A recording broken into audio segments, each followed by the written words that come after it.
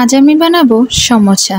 সমোসার জন্য ৮টি শিট বানিয়ে নিয়েছি আমি ৪টি রুটি বানিয়ে সেখান থেকে ৮টি শিট হয়েছে। সমোসাগুলোর জন্য এখন আমি একটু পুর বানাবো। এখানে পেঁয়াজ কুচি আর মরিচ কুচি করে নিয়েছি, জিরে গুঁড়া দিয়ে দিচ্ছি, তারপর আমি চটপটি মশলা দিয়ে দিব। এখানে চটপটি মশলাটা দিলে সুন্দর একটা ফ্লেভার আসে। তারপর আমি মেখে নেব ভালো করে। এদিকে আমি শিট বানিয়েছি যে রুটি থেকে সাইড থেকে কিছু ঝুরা বেছে, সেখান থেকে আমি এগুলা বেজে নিয়েছি। বেজে এটা আমি সমোসার পুরের মধ্যে দিব, দিয়ে মাখিয়ে নিব।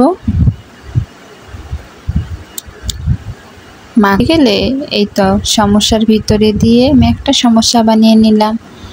এই যে আমার সবগুলা বানানো শেষ। এখন আমি তেলে ভেজে নেব। তেলটা গরম হচ্ছে, সমোসা দিব। একটু ডুবো তেলে ভাজার চেষ্টা করবেন আপনারা। লো হিটে ভাজতে থাকবো আমি প্রায় ৫ থেকে ৬ মিনিট পর্যন্ত আমি সমোসাগুলো ভাজবো। তাহলে আমার ভিতরেও ভাজা হবে, উপর দিয়ে সুন্দর ভাজা হবে।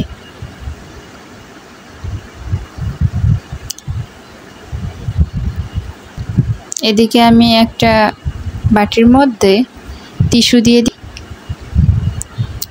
সমোসার যে তেলগুলো থাকবে না, টিস্যুটা নেবে।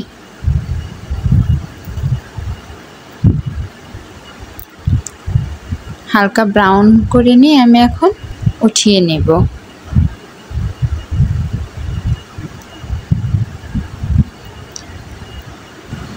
উঠিয়ে আমি সেই টিস্যু পেপারের উপরে রেখে দিব।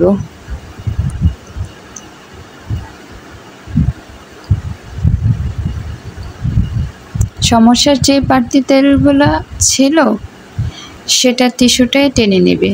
এদিকে আমি আরও 3টা সমোসা দিয়ে দিলাম। সেম প্রসেসে আমি এগুলো ভেজে নিব।